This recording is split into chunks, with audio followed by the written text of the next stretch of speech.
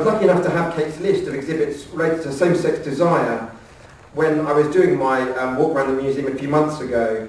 And one of the exhibits she directed me towards was this bust, which has already said about Antinous' life as the male lover of the Roman Emperor Hadrian. And when I decided to write my poem about that bust, what I did first of all was, as well as writing about it, I often find it helps to sketch things, because that way it saves you writing like quite, really detailed physical description if you can just sketch something for later. So I started out by sketching it too.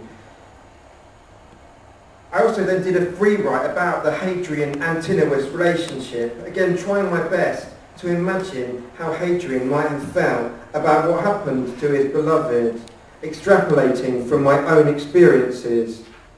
So yeah, nowadays most British people's immediate association is Hadrian's Wall, but Hadrian was a much more complex character, as was Antinous, who wasn't merely a beautiful boy, but a great hunter and athlete who accompanied Hadrian everywhere. In October 130 AD, Antinous was drowned in the Nile for reasons which remain unclear, and Hadrian was struck by grief so intense in its scope that many people questioned whether he could still perform his job adequately, despite his manifold military successes and the way that the economy flourished underneath his rule. Hadrian latched onto the Egyptian practice of deifying those who died in the Nile and remained in mourning for his lost god for the rest of his life, founding the city of Antinopolis, where Antinous died, and surrounding himself and others with sculptures of Antinous. So that's where that's the kind of the information the poem kind of leaps off from. And I'll say a bit more about the writing of it afterwards. Antinous. He rose through Hadrian, a winding steam that cooked each swollen vein and bone. A lad so fathomless and blue, a river thought he was the sky, plunged down his throat.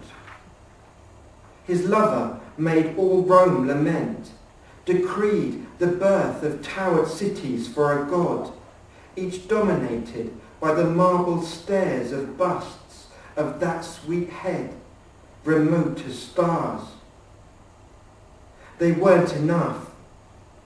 The emperor's blue wound remained. He cursed the world, its lustful noise. Hadrian, who could not stop the waves that sizzled on the shore.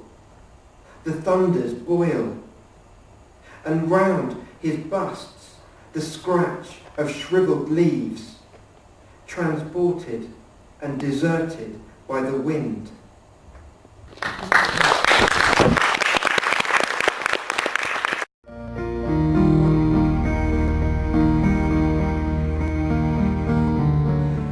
Again, I filled in blanks with what's feasible here, imagining that Hadrian, in his grief, was irked even by sizzling waves and scratching leaves, and that he didn't just want one city, but lots of them. Of course, on this occasion, I was lucky enough to have a team of British Museum experts on hand to check everything past the feasibility and likelihood tests, which made life a bit easier. The form this poem's in is actually a sonnet, because I really like the intensity created by the short, solid form on the page. In my previous book, the Sleeping Hermaphrodite poem I just talked about was a sonnet as well. It's just a form that I love. I think it's really suited to writing about statues and sculptures because of the visual elegance of the sonnet on the page. A sonnet is a 14-line poem which usually has a turn between lines 8 and 9 where the poem deepens, darkens or contradicts what's already been said. In this poem, the turn happens when it stops celebrating Antinous in his deification and starts suggesting that even the cult of Antinous, all these cities and coins and worship temples that sprang up devoted to him, wasn't enough to satisfy Hadrian's grief. It's written in slant rhyme, which is where words share only consonants or only vowels in the rhymes, pairing, for example, stairs and stars, thought and throat, boil and noise. This was so that the poem didn't seem quite as shiny and artificially perfect as the statues. I wanted the form to reflect the reality of Hadrian's grief and the grittiness of the content. I similarly chose to write the poem in iambic pentameter, but again with a few disruptions at key moments, to suggest something flawless being tarnished. There's a break in the meter, for instance, when the river enters Antinous in that phrase, plunged down his throat.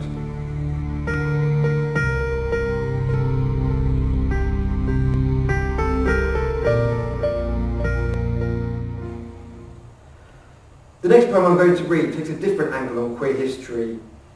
During my PhD on the homoerotics of friendship between men in the English Renaissance, I used a lot of work by Michel Foucault, who wrote a series of books called The History of Sexuality.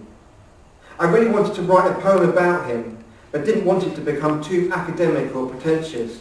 So I chose to write it, as the third option in this exercise suggests, in the voice of an object, and this time I took the angle of Foucault's cutlery. So this poem is called Foucault's Spoons. Genet, Bart, Julie Christie. We've kissed them all, but our master's thick lips are still our favourites.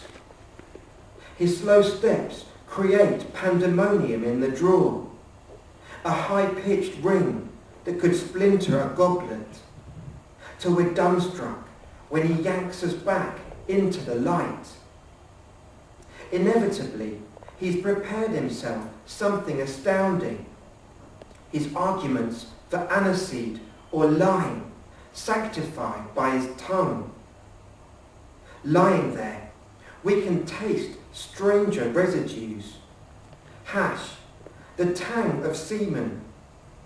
It's a spoon's version of heaven. He'll never guess, but we sigh the whole time as we meet the abrasions of scourer and cloth, as he nests us precisely on top of each other, and the dark swallows us.